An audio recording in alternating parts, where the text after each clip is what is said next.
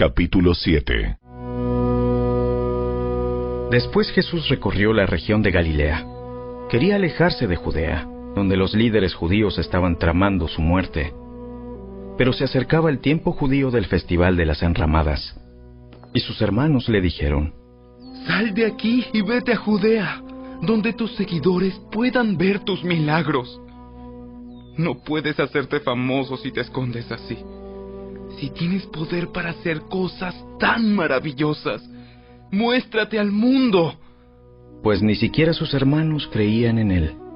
Este no es el mejor momento para que yo vaya, pero ustedes pueden ir cuando quieran.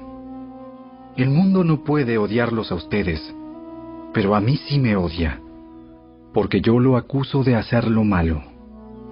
Vayan ustedes.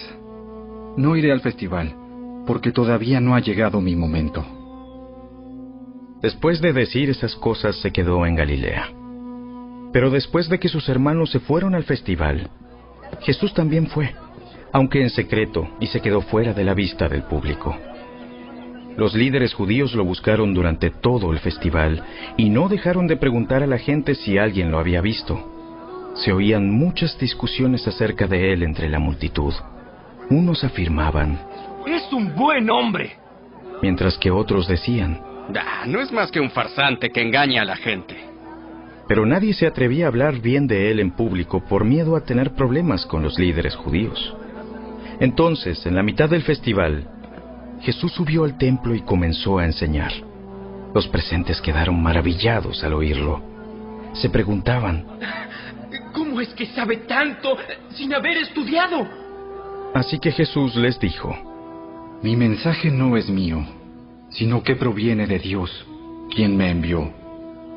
Todo el que quiera hacer la voluntad de Dios sabrá si lo que enseño proviene de Dios o solo hablo por mi propia cuenta. Los que hablan por su propia cuenta buscan su propia gloria, pero el que busca honrar a quien lo envió habla con la verdad, no con mentiras. Moisés les dio la ley, pero ninguno de ustedes la cumple. De hecho, tratan de matarme. ¡Estás endemoniado! ¿Quién trata de matarte? ¡Estás endemoniado! Yo hice un milagro en el día de descanso, y ustedes se asombraron.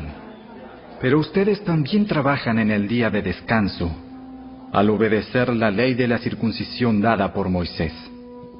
En realidad, la costumbre de la circuncisión comenzó con los patriarcas, mucho antes de la ley de Moisés. Pues si el tiempo indicado para circuncidar a un hijo coincide con el día de descanso, ustedes igual realizan el acto para no violar la ley de Moisés. Entonces, ¿por qué se enojan conmigo por sanar a un hombre en el día de descanso? Miren más allá de la superficie para poder juzgar correctamente. Algunos de los que vivían en Jerusalén comenzaron a preguntarse unos a otros: ¿no es ese el hombre a quien procuran matar? Sin embargo, está aquí hablando en público y nadie le dice nada. ¿Será que nuestros líderes ahora creen que es el Mesías? Pero ¿cómo podría serlo? Nosotros sabemos de dónde proviene este hombre. Cuando venga el Mesías, sencillamente aparecerá y nadie sabrá de dónde proviene. Mientras Jesús enseñaba en el templo, exclamó: Es cierto, ustedes me conocen y saben de dónde provengo.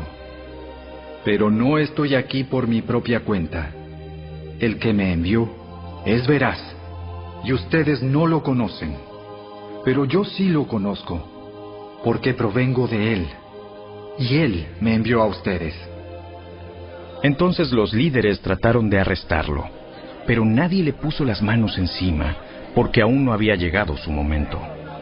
De las multitudes presentes en el templo, muchos creyeron en él. Después de todo, ¿acaso esperan que el Mesías haga más señales milagrosas que las que hizo este hombre?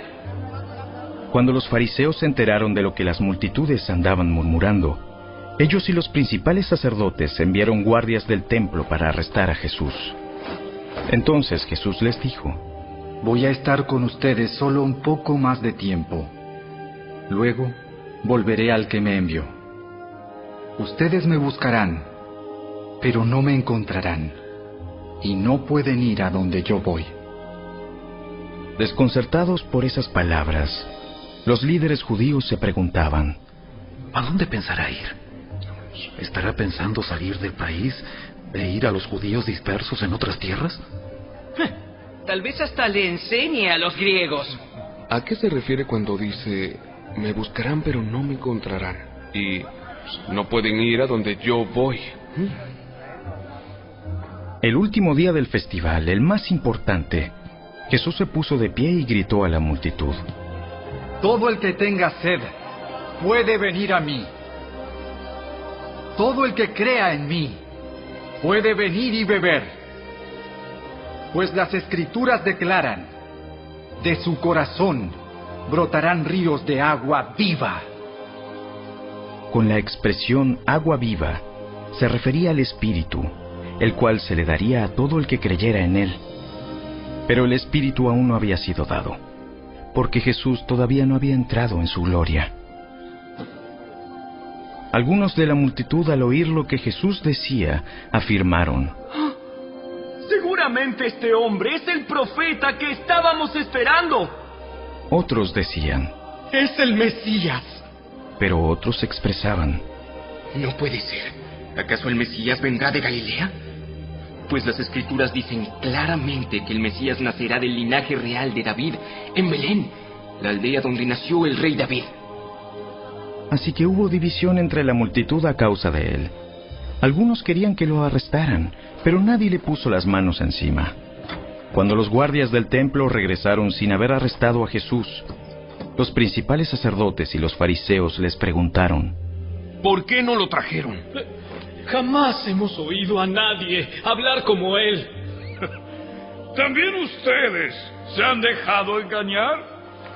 ¿Habrá siquiera uno de nosotros, gobernantes o fariseos, que crea en él? Esa multitud tonta que lo sigue es ignorante de la ley. Está bajo la maldición de Dios. Entonces tomó la palabra Nicodemo, el líder que había ido a ver a Jesús. ¿Es legal condenar a un hombre antes de darle la oportunidad de defenderse? ¿También tú eres de Galilea? Estudia las Escrituras y compruébalo tú mismo. Jamás ha salido un profeta de Galilea. Así terminó la reunión, y cada uno se volvió a su casa.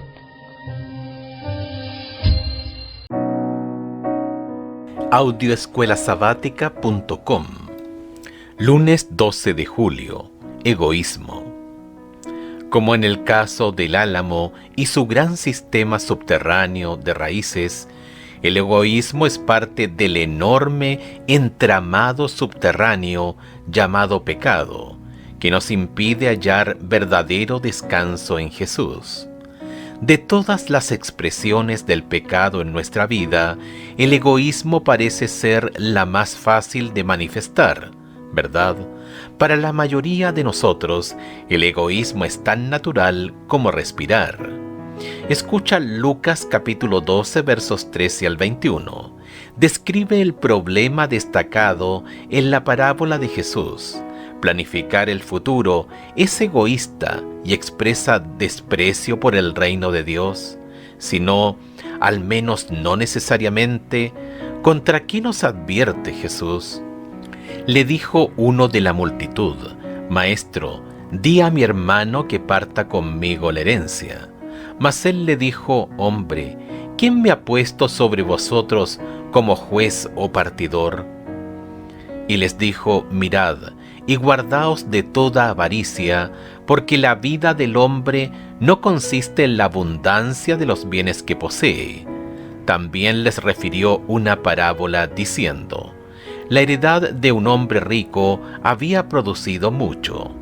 Y él pensaba dentro de sí, diciendo: ¿Qué haré, porque no tengo dónde guardar mis frutos?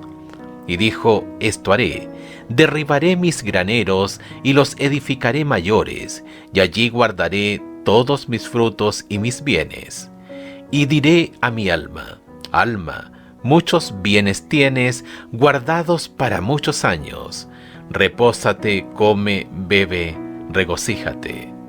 Pero Dios le dijo: necio, esta noche vienen a pedirte tu alma, y lo que has provisto, ¿de quién será? Así es el que hace para sí tesoro, y no es rico para con Dios. Esta parábola aparece solo en el Evangelio de Lucas y se relata en respuesta a una pregunta anónima de la audiencia. Cuando se le pregunta sobre una herencia, Jesús responde rechazando el papel de árbitro entre hermanos. En vez de eso, opta por señalar con el dedo el problema subyacente más grande, es decir, el egoísmo. Excava más profundo para mostrar la masa de raíces debajo de nuestras acciones individuales. Piensa en las expresiones de egoísmo en tu vida. ¿Cómo afecta el egoísmo nuestra relación con Dios, con nuestro cónyuge y nuestra familia, con la familia de la iglesia, con nuestros vecinos y nuestros colegas de trabajo? ¿Qué clave se encuentra en Filipenses capítulo 2 versos 5 al 8? Haya pues en vosotros este sentir que hubo también en Cristo Jesús, el cual siendo en forma de Dios, no estimó el ser igual a Dios como cosa que aferrarse, sino que se despojó a sí mismo, tomando forma de siervo, hecho semejante a los hombres, y estando en la condición de hombre, se humilló a sí mismo, haciéndose obediente hasta la muerte, y muerte de cruz. Al centrarse únicamente en sus propias necesidades y ambiciones, el rico anónimo de la parábola de Jesús se olvidó de considerar las realidades celestiales invisibles. Más grande, mejor y más no son los principios fundamentales del reino de Dios. Pablo nos ofrece un vistazo de lo que motivó a Jesús cuando decidió convertirse en nuestro sustituto.